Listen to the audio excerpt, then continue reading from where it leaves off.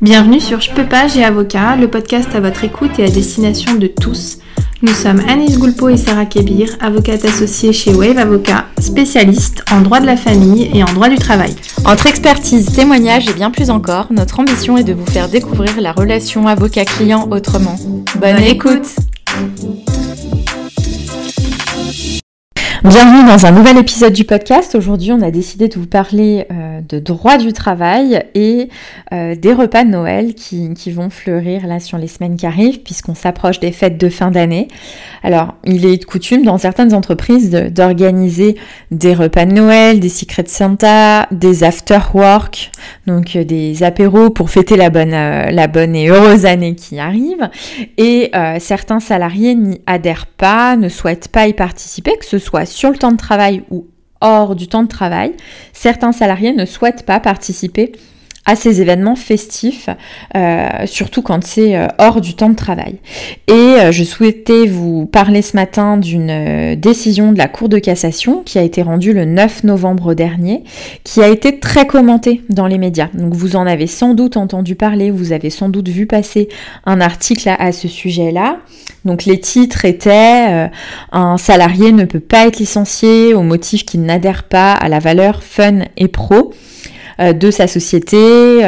La problématique concernant ce dossier était que le salarié ne souhaitait pas adhérer aux valeurs fun et pro, dites fun et pro, de son employeur. Il a fait l'objet d'un licenciement, donc il a été licencié par son employeur. Ce n'était pas un licenciement disciplinaire, c'était un licenciement pour insuffisance professionnelle. Ce qui va distinguer le licenciement disciplinaire et le licenciement pour insuffisance professionnelle, c'est que le licenciement disciplinaire, on est en matière disciplinaire, on va venir sanctionner des faits fautifs, donc il y a la notion de faute, alors que le licenciement pour insuffisance, on va venir reprocher aux salariés une mauvaise exécution du travail, mais pas une mauvaise exécution nécessairement fautive, le fait que le salarié n'arrive pas à faire correctement son travail. En l'occurrence, l'employeur a prononcé un licenciement pour insuffisance, considérant que le salarié ne matche pas avec les valeurs de la société. Il ne fait donc pas correctement son job, il n'adhère pas aux valeurs de son employeur. Ce qui est intéressant, c'est que le salarié ne demandait pas à ce que le licenciement soit jugé comme sans cause réelle et sérieuse. Sa première demande, c'était de prononcer une nullité de son licenciement en considérant que son licenciement est nul parce qu'on lui reproche finalement un manquement qui vient censurer, qui vient limiter sa liberté d'expression. Donc cette liberté fondamentale qui est la liberté d'expression de chaque salarié. Là-dessus, on en a déjà parlé dans les podcasts. Les salariés ont une liberté d'expression, ils ont la possibilité de critiquer leur employeur tant que ça ne dégénère pas en un abus. Donc on va pas prendre des exemples parce que c'est pas l'objet de ce podcast et puis c'est très particulier, il faut prendre beaucoup de paramètres pour savoir si un droit de critique est constitutif d'un abus ou si le salarié est bien fondé et légitime à critiquer, à s'exprimer sur les pratiques, sur la position, sur les demandes de son employeur. Donc là, en l'occurrence, le salarié vient dire le licenciement que j'ai subi est nul parce que vous m'avez sanctionné en prenant en compte des griefs, en me faisant des reproches qui relèvent de ma liberté d'expression, liberté fondamentale.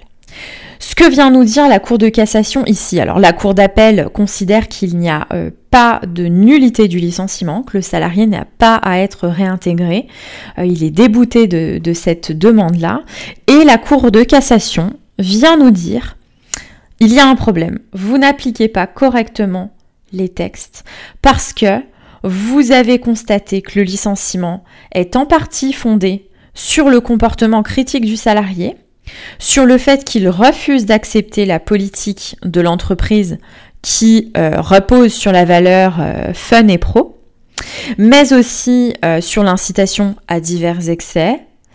Or, cela participe de la liberté d'expression et d'opinion du salarié, sans pour autant qu'il n'en ait abusé, sans pour autant qu'il ne soit démontré qu'il a abusé de cette liberté d'expression et d'opinion. Donc, vous ne pouviez pas vous contenter de juger que le licenciement n'est pas nul, alors même que vous aviez constaté que la lettre de licenciement reproche au salarié des éléments qui reposent sur sa liberté d'expression et d'opinion sans qu'il n'ait été excessif, sans qu'il n'ait abusé de cette liberté fondamentale-là. Donc, cette décision a été commentée dans les médias en indiquant qu'un salarié ne peut pas être licencié au motif qu'il n'adhère pas aux valeurs fun et pro. Attention, il faut être beaucoup plus précis à mon sens. Il faut considérer que dans ce cas particulier, il n'était pas démontré qu'il y ait un excès, un abus dans les libertés d'expression et d'opinion du salarié et que dès lors, il ne pouvait pas être licencié pour le motif tiré du fait qu'il avait émis des critiques, qu'il n'acceptait pas les valeurs fun et pro et qu'il ne souhaitait pas participer à divers excès. Alors, les divers excès sont détaillés dans la décision, c'est pas l'objet ici, mais ça va être notamment une alcoolisation excessive fréquente des participants aux événements type séminaire, pot de fin de semaine. Donc, il va falloir être plus mesuré. Le seul fait de critiquer cela et de ne pas adhérer à ces valeurs-là ne peut pas permettre un licenciement sur le motif de la critique et de la non-adhésion du salarié. On en tire ici deux enseignements. Le premier enseignement, c'est que, attention, vous salariés, quand vous faites usage de votre liberté d'expression, de votre droit de critiquer, de votre liberté d'opinion, c'est parfaitement permis, mais avec le garde-fou qu'elle l'abus. Parfois, dans une discussion qui va peut-être mal se terminer ou avec l'émotion, on va pouvoir avoir des mots qui dépassent les limites. Donc, on a effectivement une liberté d'expression, d'opinion, mais il faut faire attention de rester dans les bornes acceptables et que cela ne dépasse pas ces limites-là parce que ça deviendrait un abus et l'abus d'usage de la liberté d'expression pourrait faire l'objet d'une sanction. Et concernant les employeurs, attention aussi à la politique managériale, à ce que vous sollicitez de vos salariés, notamment dans le cadre des séminaires, puisque ça peut être l'objet de beaucoup de difficultés concernant ces séminaires qui sont en partie sur le temps de travail, mais pas totalement. On reste dans le cadre de la subordination, mais pas de tout temps. Donc ça va pouvoir générer des contentieux problématiques.